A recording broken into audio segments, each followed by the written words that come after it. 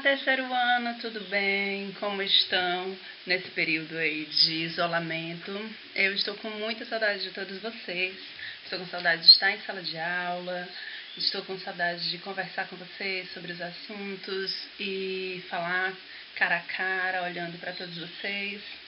Mas é um momento necessário, não é isso? E daqui a pouco a gente está de volta. Nós vamos, nessa videoaula, trabalhar um pouquinho de tudo que vocês têm visto até o momento, revisar os conteúdos que nós estudamos até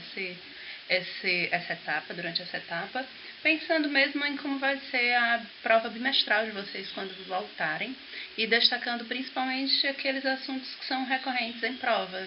Vamos lá?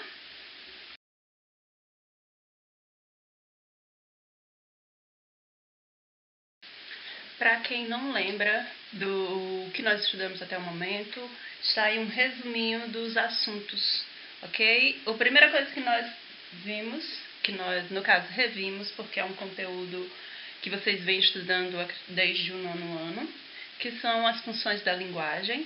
Depois a gente partiu para o segundo capítulo do livro, que trata sobre o texto verbal e o texto não verbal. Em seguida, o capítulo 3, que trata de texto e discurso. A gente viu um pouquinho de intertexto e interdiscurso também. E aí a gente chegou na intertextualidade, a gente teve uma aula dedicada apenas a esse assunto, que ele é muito queridinho de alguns vestibulares. Depois a gente viu um conteúdo específico de ditados populares, que vem sempre não como um conteúdo específico a ser trabalhado, mas a partir de textos para serem analisados e interpretados.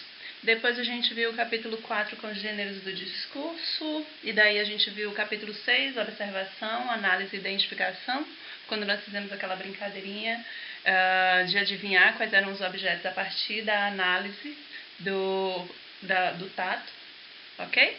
E aí a gente teve no capítulo 7 a comparação de textos. A gente chegou a ver já o uso de referências literárias para a interpretação de texto. E o último conteúdo que nós estudamos foi a memorização, que foi o capítulo 8. Aí a gente vai rever um pouquinho de cada um desses pontos.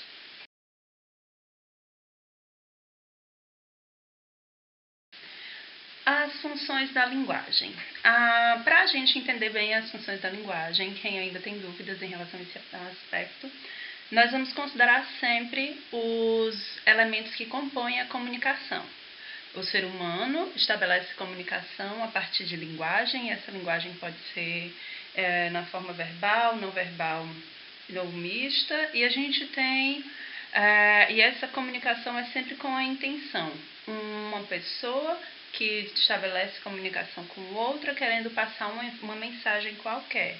Então, os elementos que compõem a comunicação são o emissor, que é aquele que manda a mensagem, que envia a mensagem, o receptor, que é quem vai receber essa mensagem. O outro elemento é a própria mensagem. A gente tem um referente, que também pode ser chamado de contexto. Toda mensagem tem um contexto de produção. Daí a gente tem o código, porque a gente se comunica a partir de um código qualquer. Esse código pode ser oral ou não, esse código pode ser escrito, esse código pode ser verbal, pode ser não verbal. E por último a gente tem um canal, o elemento pelo qual eu me comunico com você. Por exemplo, numa ligação, eu me comunico com você a partir do canal telefone ou celular, ok? É sempre um meio pelo qual a mensagem vai ser transmitida. Daí, a considerar o foco da mensagem, a intenção por trás daquela comunicação, nós vamos ter as funções da linguagem. Sempre pensando em o que o emissor deseja com aquele texto, qual é o seu objetivo, qual é a função que a língua está sendo usada naquele momento. Então, de baixo para cima, ok? Quando eu tenho uma comunicação que tem como principal objetivo passar uma informação clara, objetiva, direta, preocupada com o que está acontecendo fora, é a função referencial. A referencial tem como foco, dentre os elementos da comunicação, o referente, ou seja, o contexto. Se eu quero informar algo, essa informação vem de um contexto específico. Então, daí eu considerar a predominância da função referencial. Em seguida, aqui ao ladinho, na cor roxinha, a gente vai ter a função emotiva. A função emotiva ela é centrada no emissor, porque a partir dela o emissor vai dizer o que ele sente. Ele vai falar em primeira pessoa, todos os seus sentimentos, tudo o que ele tem a dizer sobre alguma coisa, ok? São os textos em primeira pessoa. Já a função poética, o foco dela é a mensagem, pois ela vai se preocupar em como vai ser construída a mensagem a ser passada. Que linguagem eu vou utilizar? Que palavras eu vou utilizar? Como eu vou relacionar essas palavras para criar um determinado efeito de sentido? Por exemplo, se eu fizer uma metáfora, se eu utilizar uma metáfora, a metáfora é a relação, eu estabeleço uma relação entre um elemento e outro a partir das proximidades. Então, se eu digo, você é um anjo, eu estabeleci uma relação entre o você e a ideia de anjo e todas as características que eu relaciono ao anjo. Então, a partir da escolha específica dessas palavras, você, o verbo mais anjo, eu acabei de utilizar a função poética. A metáfora que eu criei é a partir das relações das palavras e o efeito que isso vai causar no meu leitor, no meu receptor, no caso.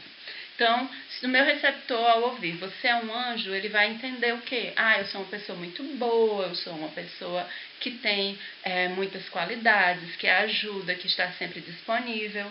Então, tudo isso foi dito com uma única frase em que eu relacionei várias palavras. Então, é o efeito disso aí, função poética. Temos ainda a função apelativa, cujo foco é o receptor. É aquela função, aquele elemento em que a mensagem ela é focada em fazer o nosso receptor tomar determinada atitude. É convencer o meu receptor a fazer algo. Então, se eu digo, compre batom, eu estou querendo, a partir da linguagem, convencer o meu leitor a consumir determinado produto. Então, eu estou usando a minha linguagem não é com uma intenção artística, não é para passar uma informação, é apenas para que o meu receptor haja conforme os meus desejos. Temos ainda a função metalinguística, aí no balãozinho azul. A metalinguística, o foco dela é o código, porque é uma linguagem preocupada em falar sobre a própria linguagem.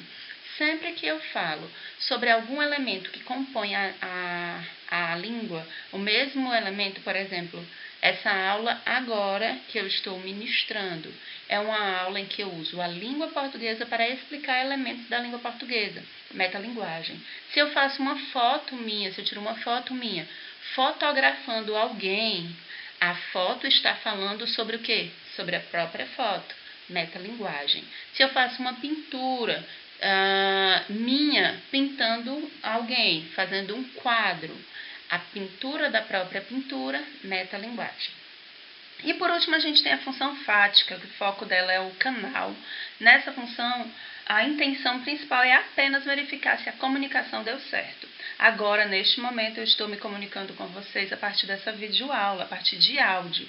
Daí eu digo, vocês entenderam? Alguma dúvida? Quando eu digo, vocês entenderam? Alguma dúvida? A minha intenção é apenas verificar se a comunicação que eu tentei estabelecer se concluiu ou não. Ela chegou até você ou não. Ok? Então, essas são as funções da linguagem.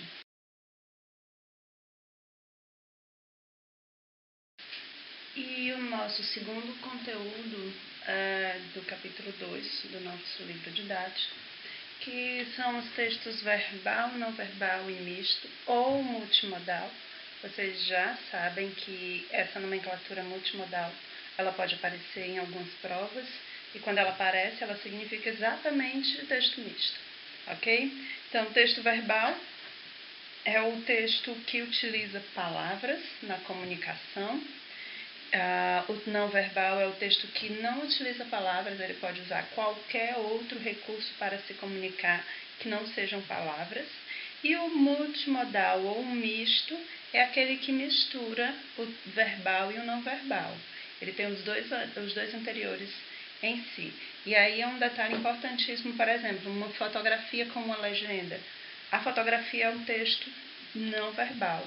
A legenda não faz parte do texto, a legenda é outro texto. Então seria um texto verbal e um texto não verbal. Agora, se há algo escrito, palavras no corpo da fotografia, daí a gente pode considerar como texto misto. E ao lado vocês têm alguns exemplos, certo? De texto verbal, texto não verbal e texto misto, ou multimodal. Vocês vão paralisar esse vídeo e dar uma lidazinha aí nesses exemplos. Mas como vocês podem observar, o primeiro todo constituído de palavras, é um poema. O segundo são os emoticons do WhatsApp, que aí são várias imagenzinhas, várias carinhas que trazem pra gente uma série de significados. E por último a gente tem uma tirinha com os personagens conversando, e esse diálogo se estabelece por palavras, mas as imagens nos ajudam a compreender o que está sendo dito pelas palavras. Então, o verbal e o não verbal estão estritamente relacionados.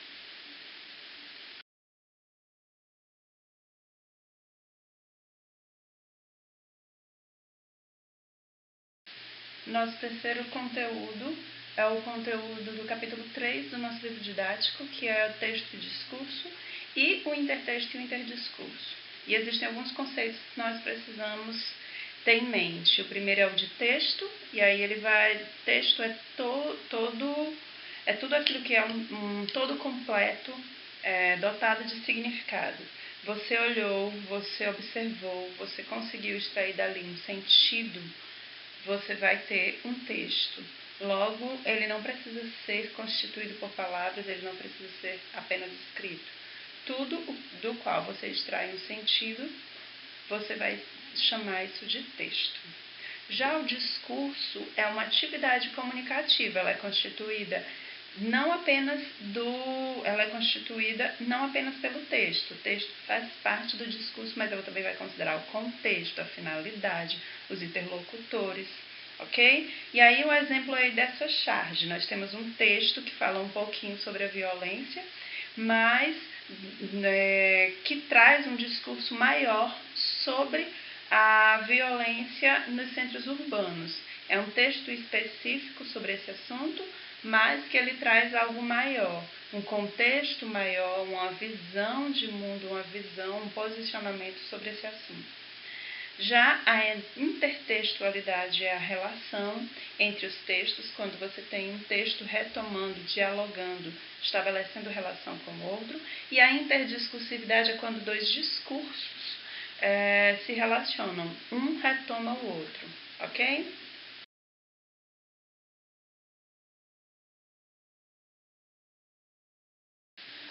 Outro conteúdo com o qual trabalhamos foi o de intertextualidade. E a intertextualidade ela é conceituada como sendo uma relação, uma retomada, um diálogo entre textos. Nós temos um texto do qual novos textos vão ser escritos, a partir do qual novos textos vão ser escritos, e essa intertextualidade ela pode acontecer de forma implícita ou de forma explícita.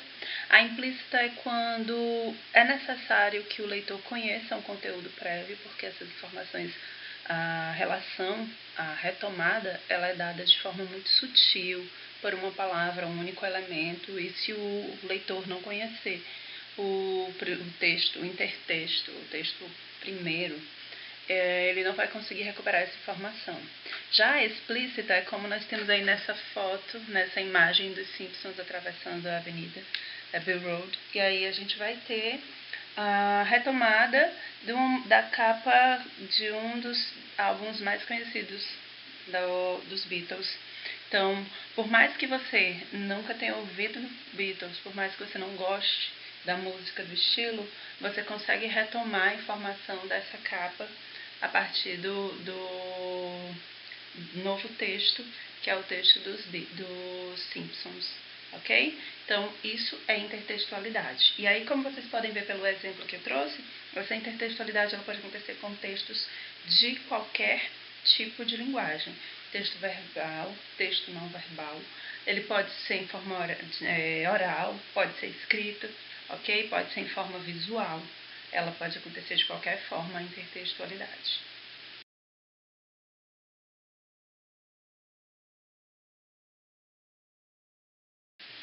Nosso outro conteúdo são os ditados ou provérbios populares, que eles vêm geralmente como um texto a ser analisado, a ser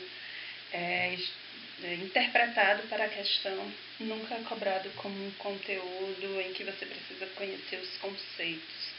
Ele é cobrado especialmente no sentido de verificar se vocês conseguem estabelecer contexto, conseguem relacionar texto a contexto.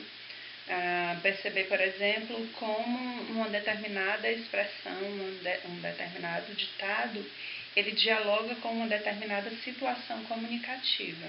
Então, geralmente é assim que eles são cobrados, certo? E aí, os ditados populares, eles são expressões, são frases consideradas sábias dentro da nossa cultura, da nossa tradição, e elas são sempre utilizadas dentro de um determinado contexto para trazer uma ideia de ensinamento, de reflexão sobre uma determinada situação comunicativa, ok?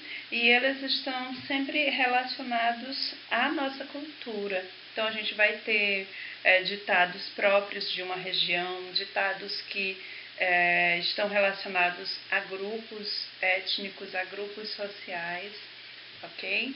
Então, eles vão ser sempre observados dentro dessa perspectiva cultural e contextual.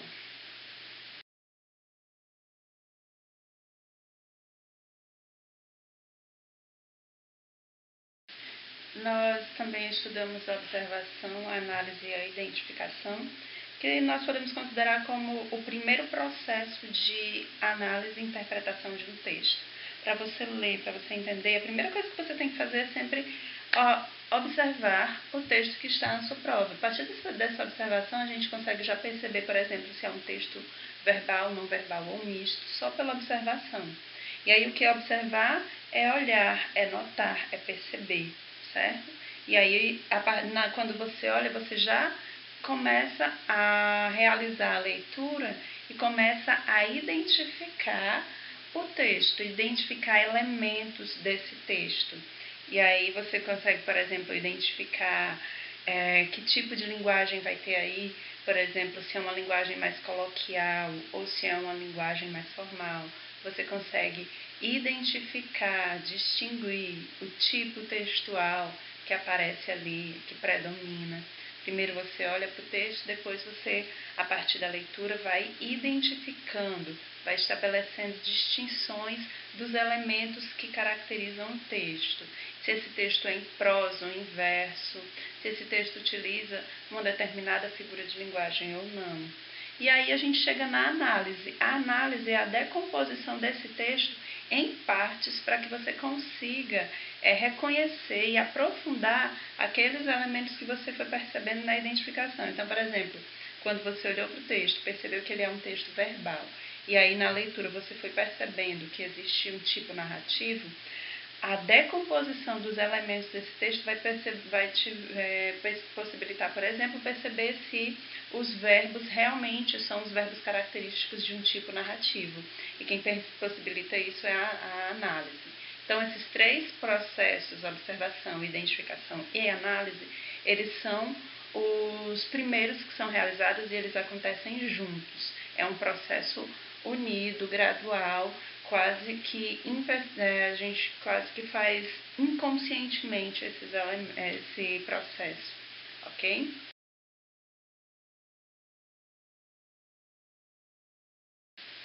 Daí um outro processo de interpretação que é muito cobrado em prova e que nós já estudamos é a comparação.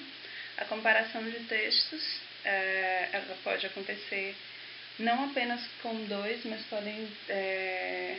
a prova pode oferecer a vocês 3 textos ou mais, de linguagens diferentes, de gêneros diferentes, de tipos diferentes. E vocês sempre vão trabalhar a comparação a partir daquilo que aproxima ou afasta os textos. A comparação ela vai sempre levar em consideração alguns critérios, alguns aspectos que a própria prova oferece, certo? E aí os critérios podem ser o de gênero, o de tipo textual, o contexto, a estrutura específica, a intenção comunicativa, a temática, a abordagem. Então, aquelas questões em que você tem 2 ou mais textos e que depois a questão pergunta qual a temática ou o que há em comum em relação à temática, ela está trabalhando com a comparação, ok?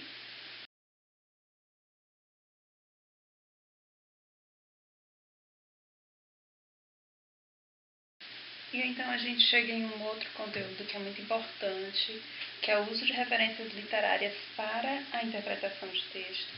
E quando esse conteúdo ele é cobrado, geralmente quando o texto literário ele vem junto com o texto não literário, e aí as questões sempre esperam que o aluno seja já capaz de, só pela leitura do texto, perceber as diferenças entre um texto literário e um texto não literário.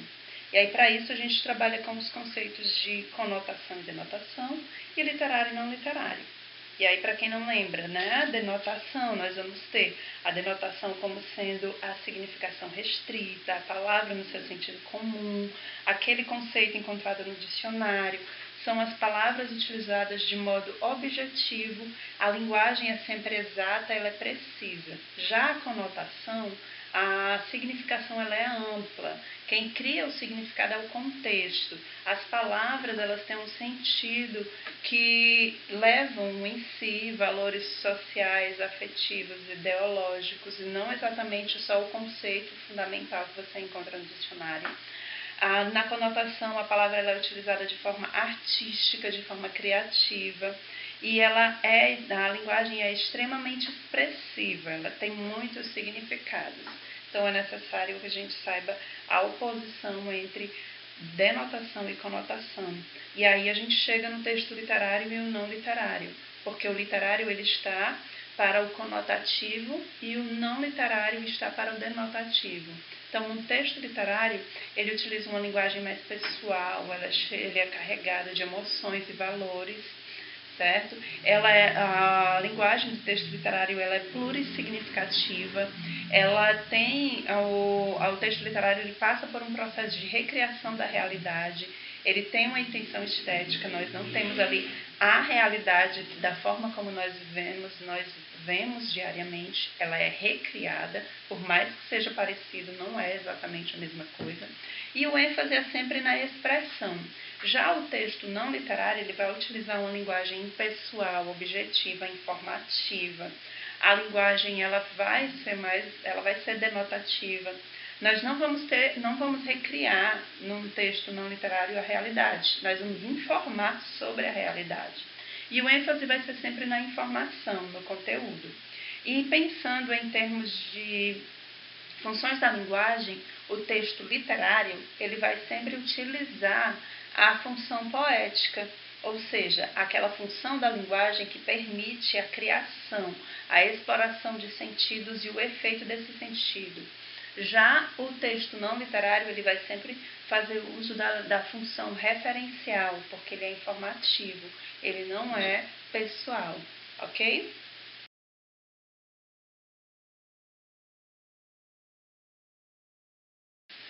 A gente chega então na memorização, e aí a memorização ela é um processo que vai considerar todo o conhecimento de mundo de vocês, vai considerar todo o acúmulo de conhecimento que vocês vêm tendo ao longo da formação, tudo aquilo que vocês vêm estudando durante toda a formação de vocês, lá do infantil até o ensino médio, até agora o terceiro ano, tudo que vocês estudaram e que ficou retido na memória de vocês vai ser cobrado numa questão que trate exatamente do processo de memorização.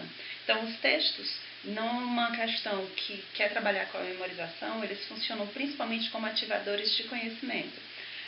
Ele está lá para dar informações sobre um determinado assunto e ele vai trazer algumas palavras que vão ser fundamentais para vocês ativarem o conhecimento. Então, isso vai ser principalmente com textos de outras áreas que não a área da linguagem. Então, você vai ter um texto de história na prova de interpretação e esse texto de história vai trazer algumas palavras.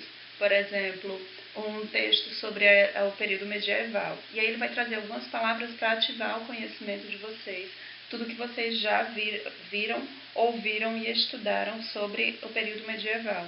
Então, vocês vão ter clero, vocês vão ter as relações com o senhor feudal, as divisões da sociedade, feudalismo. Então, são palavras que o texto vai trazer e as questões vão ser trabalhadas não apenas a partir do texto, somente para saber se você entendeu o texto, mas também se aquelas palavras ativaram o conhecimento e você puxou da memória aquelas informações. Então, ele vai trabalhar com um contexto que está mais dentro da sua cabeça e a compreensão textual, ok?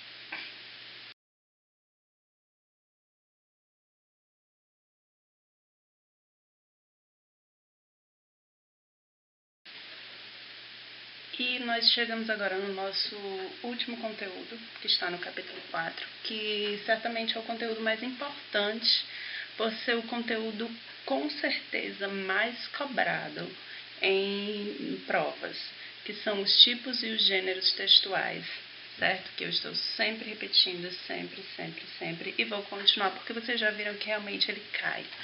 E aí eu tenho essa tabelinha, vocês também têm já essa tabela impressa, vocês têm essa tabela no TD, vocês têm agora essa tabela na aula, e ela vai sempre aparecer porque ela traz informações muito importantes sobre os tipos textuais e os gêneros. O que nós vamos considerar? Tipo textual não é a mesma coisa que gênero textual.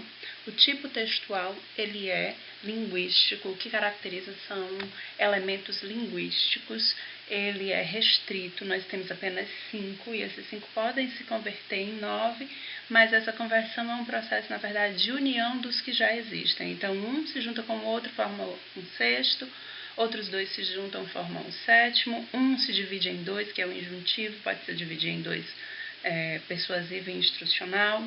Então, eles são limitados, eles não passam de 5, não passam de 9 quando há essa junção. Já os gêneros textuais, eles são ilimitados, eles estão sempre em processo de mudança, estão sempre surgindo, desaparecendo, porque eles são contextuais. O tipo textual é linguístico, é gramatical, já o gênero textual, ele é contextual.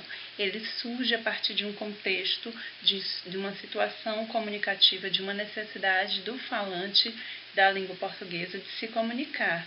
Então, daí existirem vários, ok? E aí vamos só analisar rapidinho os tipos textuais para a gente compreender. O tipo textual narrativo, ele tem por objetivo narrar, contar fatos, e esses fatos podem ser ficcionais ou reais. As características deles são o uso do verbo de ação, esses verbos predominantemente no passado, porque vou contar uma história que aconteceu, e aí para isso eu também vou utilizar marcadores temporais, por exemplo, logo, depois, em seguida, certo dia. Então, sempre marcando o tempo para dizer quando aconteceu essa história. A gente tem a presença de um conflito nos textos, ok? Essas são as principais características e eu quero destacar para vocês o marcador temporal, porque o Enem adora essa expressão para definir os textos narrativos. Já foram 2 questões em que ele trabalhou isso e as 2 ele trabalhou a ideia de marcador temporal, indicando uma sequência de ação. E ao lado vocês têm alguns exemplos de gêneros, esses aí são apenas alguns exemplos. O tipo textual é um dos elementos que vai configurar o gênero. Para identificar o gênero, eu vou considerar contexto de produção, quem escreveu, para quem, onde esse texto vai ser publicado, quem é o público-alvo, qual a intenção comunicativa e que tipo de textual aparece ou predomina nesse texto, ok? Nós temos o tipo descritivo, cuja intenção, o objetivo principal é descrever seres ou paisagens. E aí, para isso, vão ser utilizados verbos de estado, o ser, o estar, o permanecer, o parecer. Esses verbos vão estar no presente do indicativo, mas também podem aparecer nas formas nominais, o particípio, o gerúndio e o infinitivo. E o principal elemento caracterizador do tipo descritivo, as adjetivações, o uso de adjetivos para caracterizar. Já o tipo textual expositivo, seu principal objetivo é expor informações, apresentar dados, ok? E aí, para isso, ele vai utilizar uma linguagem objetiva, os verbos no presente e vai predominar o uso da terceira pessoa, por conta da objetividade e impessoalidade. Já o tipo textual argumentativo tem a intenção de defender um ponto de vista e apresentar argumentos que comprovem que esse ponto de vista está certo. Suas características são o estabelecimento de uma relação de causa e efeito, uma coisa acontece por conta de outra, logo a minha opinião está certa. Estrutura formada por introdução, desenvolvimento e conclusão, e é isso aí vocês já conhecem do Enem, certo? As redações do Enem que precisam ter essa estrutura, e vai predominar o verbo no presente. Veja o tipo textual sempre caracterizado por elementos da língua portuguesa. O último tipo textual que nós vamos ver é o injuntivo, e o tipo injuntivo, ele tem a intenção de fazer o interlocutor tomar uma atitude, colocar o interlocutor para agir, para sair do marasmo. E aí a gente tem características, o uso dos verbos no imperativo. Então, faça atividades de casa, estude agora nesse período, aproveite o período de quarentena para se dedicar aos estudos. Mas eu também posso ter um texto injuntivo com o uso dos verbos no infinitivo, nas suas formas nominais. Então, quando eu digo, por exemplo, estudar durante esse período pode ser muito bom para vocês. Eu disse estudar, pode ser. Qual é a minha intenção por trás disso? Convencê-los de estudar durante esse período de quarentena, ok? Então, eu também posso ter a injunção de uma forma mais disfarçada. Então, esses são os tipos, os gêneros textuais. Vocês vão sempre consultar essa tabelinha, ela é muito boa. Ela realmente resume bem aquilo que cai em prova, ok?